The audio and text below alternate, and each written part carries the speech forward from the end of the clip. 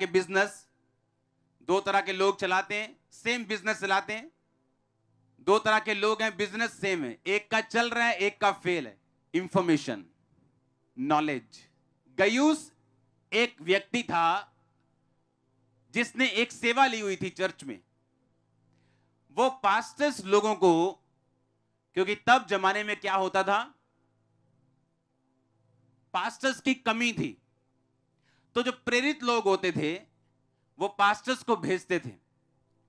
जैसे कलीसिया से भाई को भेजते थे, जो आत्मा में था उसको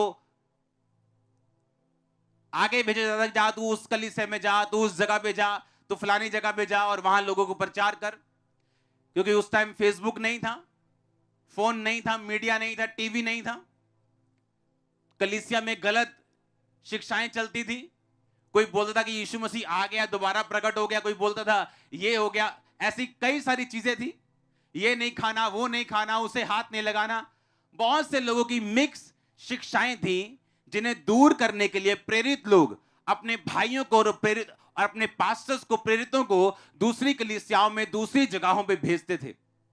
गयूस जो व्यक्ति था, इसकी एक जिम्मेवारी थी कि ये उन पास्टर्स को आगे लेके जाने के लिए और उसके सारे जो रास्ते का खर्चा था, रास्ते की सेफ्टी और सिक्योरिटी थी, उसकी सारी जिम्मेवारी गयूस की होती थी।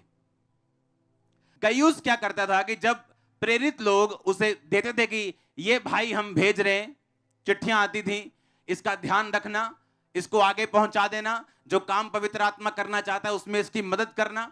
गयूस उन लोगों को लेता था, अगले शहर छोड़ता था, रास्ते की सारी जिम्मेवारी उठाता था, सारे खर्च को उठाता था, जब तक वो भाई अपनी डेस्टिनेशन पे पहुंच के अपना काम नहीं कर लेता था। और ये उसकी सेवा थी। अगर आप इसकी दूसरी आयत को पढ़ें, उसमें लिखा कि जैसे तू आत्मिक उन्नति कर रहा है वैसे ही तू शारीरिक उन्नति भी करे, सब बातों में उन्नति करे और भला चंगा रहे।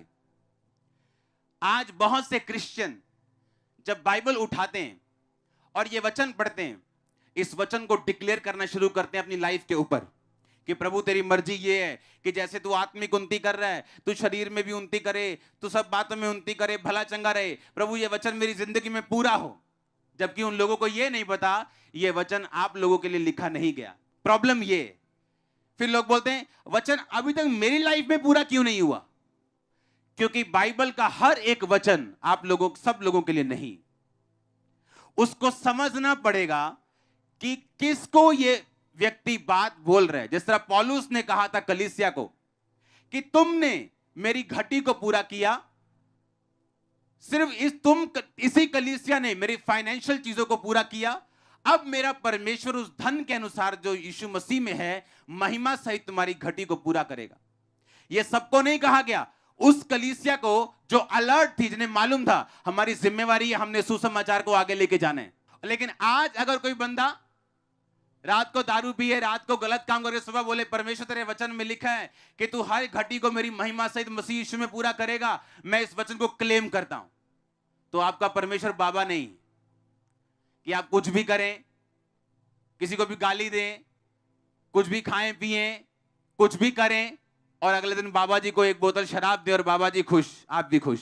परमेश्वर कहता मैं ऐसा नहीं हूं। हालेलुया। उस वचन को बोला गया था उस कलीसिया के लिए जिसने सुसमाचार के लिए पौलुस की सहायता की थी। यह वचन गयुस नामक व्यक्ति के ऊपर डिक्लेयर किया गया था कि तू जो भाइयों की आने और जाने में सहायता करते हैं, उनकी जिम्मेवारी को उठाते हैं। जब हमें तेरा मालूम हुआ कि तू सत्य पे चलते हैं और सब कामों को उचित रीति से करते हैं, तो हमें आनंद मिला। और अब जैसे तू आत्मिक उन्नति कर रहा है, उसने एक प्रोफेटिक वर्ड रिलीज किया, तू सब बातों में उन्नति करे, वो फाइनेंस हो, वो परिवार हो, वो लाइफ हो, और भला चंगा रहे, और तू हीलिंग भी ले, तू शारीरिक चंगा भी रहे हमेशा के लिए। हालेलुया।